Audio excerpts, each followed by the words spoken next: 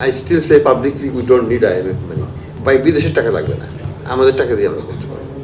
Issue is that why do I have to go and beg for money? I don't need to beg for money. সেভিংসটাকে আমরা বাড়াতে পারছি না, সরকারের সেভিংসটাও negative, বেসরকারি খাতের সেভিংসটাও বাড়ছে না, এবং until we really make a very ফাস্টার growth in savings rate. একটা হচ্ছে যে ব্যালেন্স অফ পেমেন্টকে যদি আমি ইমপ্রুভ করতে পারি, that will help my deposit growth. That's one way. That's happening. Already it's from negative, it has become positive.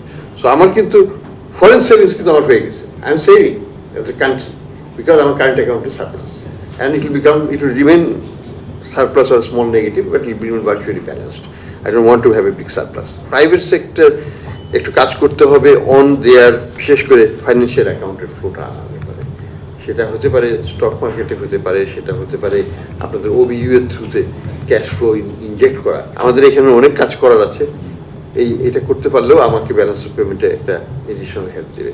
আমি মনে করি যে এই গভর্নমেন্ট বরোয়িং এই যে চক্রের মধ্যে আমরা আছি, এখান থেকে আমি কিন্তু I am not a person who wants to চাটুকারিতা করে ওগুলো টাকা আনার পক্ষে আমি না।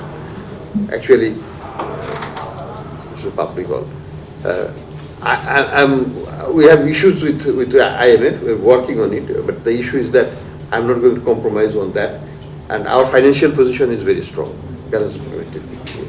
Only area that we are weak is the budget, and revenue is the only solution for that. We have to work on that. তাহলে পরে আমাদের কোনো IMF দিকে তাকাতে হবে না। I still say publicly we don't need IMF money, but we need the right policies. If our policies are correct, by বিদেশের টাকা লাগবে না, আমাদের টাকা দিয়ে আমরা করতে পারবো। আমার এখন কি আছে?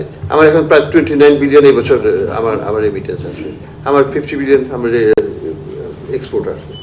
এই দুটো থেকে তো আমার প্রায় 80 বিলিয়নের কাছাকাছি হয়ে গেল। আমার এক্সপোর্ট এলসি খুলছি কত মাসে, কত 5.6 এর মধ্যেই, 60, 72, 70, তারপরেও তো আমরা 10 বিলিয়ন হাতে থাকি। তো issue is that why do I have to go and beg for money? I don't need to beg for money. That's the problem. So we have to work on that side, actually. Our balance of payment, our macro environment is completely out of the woods.